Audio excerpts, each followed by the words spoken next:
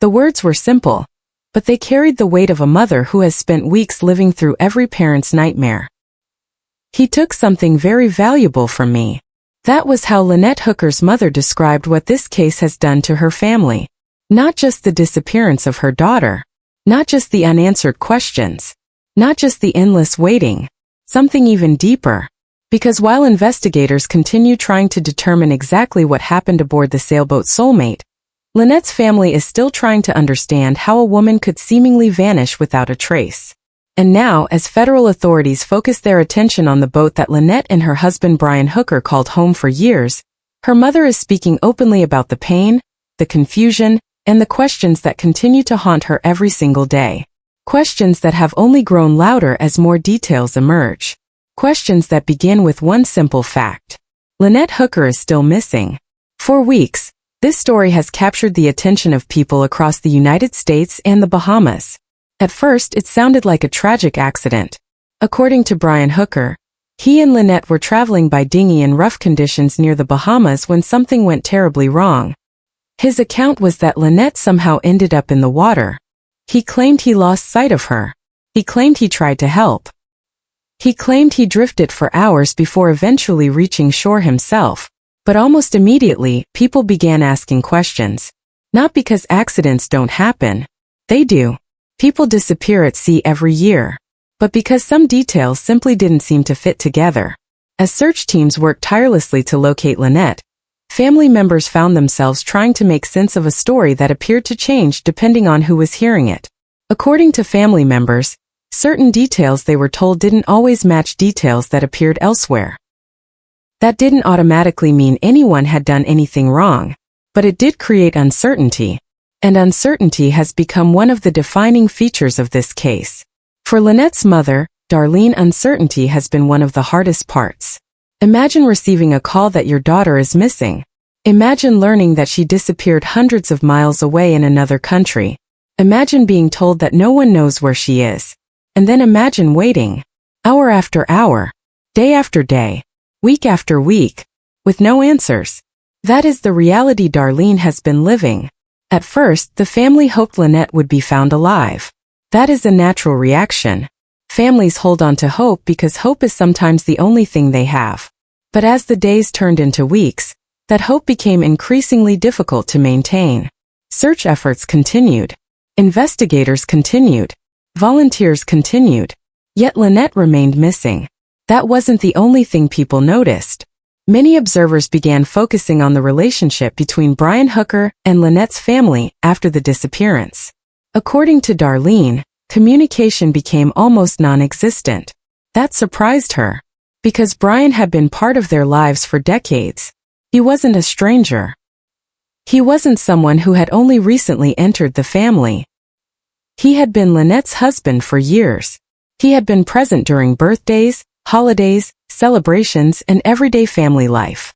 He had watched Lynette's daughter grow up, which made the silence difficult for family members to understand. According to Darlene, after the disappearance, there was very little contact. The family says they expected conversations. They expected updates. They expected some level of shared grief. Instead, they found themselves searching for information the same way everyone else was, by following developments from afar. That left a deep impression on Lynette's mother. Because regardless of what happened on the water that night, one thing remained true. Her daughter was gone. And every day that passed without answers became another day of pain. But there was another detail. As investigators continued examining the circumstances surrounding Lynette's disappearance, attention increasingly turned toward Soulmate, the 46-foot sailboat where Brian and Lynette had been living. For years, the vessel had represented freedom, retirement, adventure, a life spent exploring beautiful waters.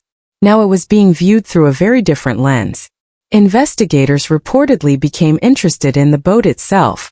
Eventually, federal authorities took control of the vessel. That development immediately raised new questions. Why was the boat so important? What were investigators looking for? What evidence, if any, could still be found weeks after Lynette vanished? Those questions remain largely unanswered publicly. Authorities have not disclosed many details about their investigation. But the sight of federal agents examining the vessel attracted enormous attention. Because boats are not typically subjected to extensive forensic examinations without a reason. According to observers, investigators spent hours aboard. Items were reportedly removed. Evidence was reportedly collected. And the vessel itself became a major focus of the ongoing investigation. For Lynette's family, that development brought mixed emotions.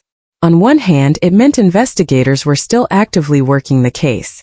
On the other hand, it reinforced the reality that this was no longer being treated as a simple missing person report. The investigation had clearly entered a different phase. At that point, the family had questions. Questions that still have not been fully answered. Questions about timelines. Questions about statements. Questions about actions taken immediately after Lynette disappeared. One of those questions involved communication. According to family members, they expected someone experiencing such a devastating loss would naturally seek comfort from loved ones. Instead, they say they heard very little. That became increasingly difficult to understand, especially as public attention on the case grew, especially as interviews were given, especially as investigators continued searching. Yet despite all of that activity, the family says direct communication remained limited. For Darlene, that absence became impossible to ignore. Every mother knows her child. Every mother carries memories that never fade. As the investigation continued, Darlene found herself reflecting on those memories more and more. Photographs became reminders. Family stories became reminders. Ordinary moments suddenly became priceless. There were childhood photographs, family vacations, birthdays, holidays, pictures showing Lynette long before she ever set foot aboard a sailboat, long before this case existed, long before anyone could have imagined this outcome. Those photographs tell a story very different from the headlines. They show a daughter, a mother, a friend, a woman with people who loved her. And that perspective matters. Because investigations often focus on evidence, timelines, witnesses, statements. But behind every case is a human being. Someone whose absence leaves an enormous hole in the lives of others. For Lynette's mother, that hole is impossible to ignore. Every morning begins with it. Every evening ends with it. And every update in the investigation is filtered through one painful reality. Her daughter still has not come home. That wasn't the only thing investigators were examining. Questions also emerged about events that allegedly occurred after Brian reached shore. According to various accounts, there were discussions about where he went, who he spoke with, and how help was eventually obtained. Some of those details have been debated publicly. Some remain unclear. And some have become important talking points among people closely following the case.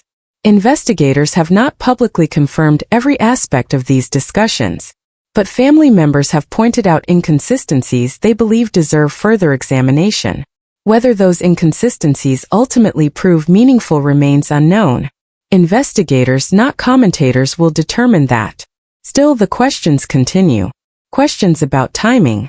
Questions about movements. Questions about decisions. Questions that have become part of the broader investigation. But there was another detail that stood out to Lynette's mother.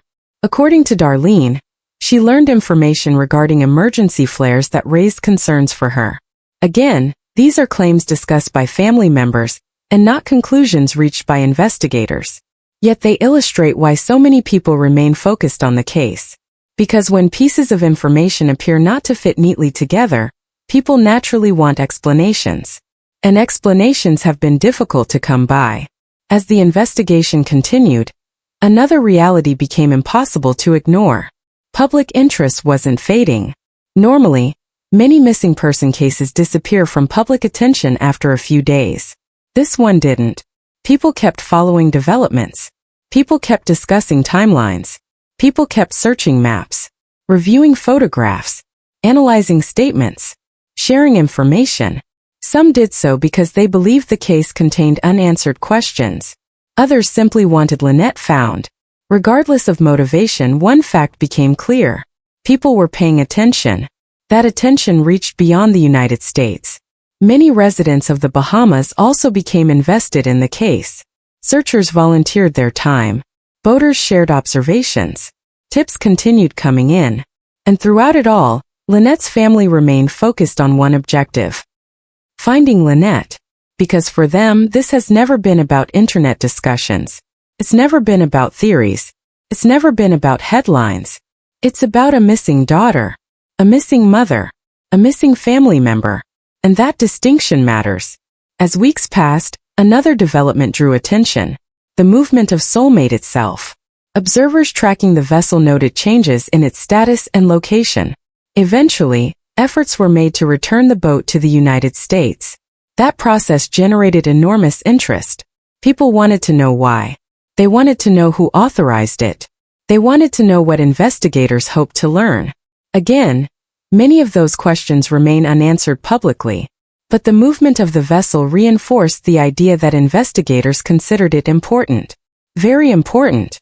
And perhaps that is why Darlene's comments resonated with so many people. Because while investigators focus on evidence, mothers focus on loss. When Darlene said, "He took something very valuable from me," she wasn't talking about property. She wasn't talking about money. She was talking about her daughter, the person she raised, the person she watched grow up, the person whose absence now dominates every day. That statement captured the emotional heart of the case. Not because it answered any questions, but because it reminded everyone what is truly at stake. A family waiting for answers. A daughter who remains missing. A mother whose life changed forever. And as investigators continue their work, one major question still hangs over everything.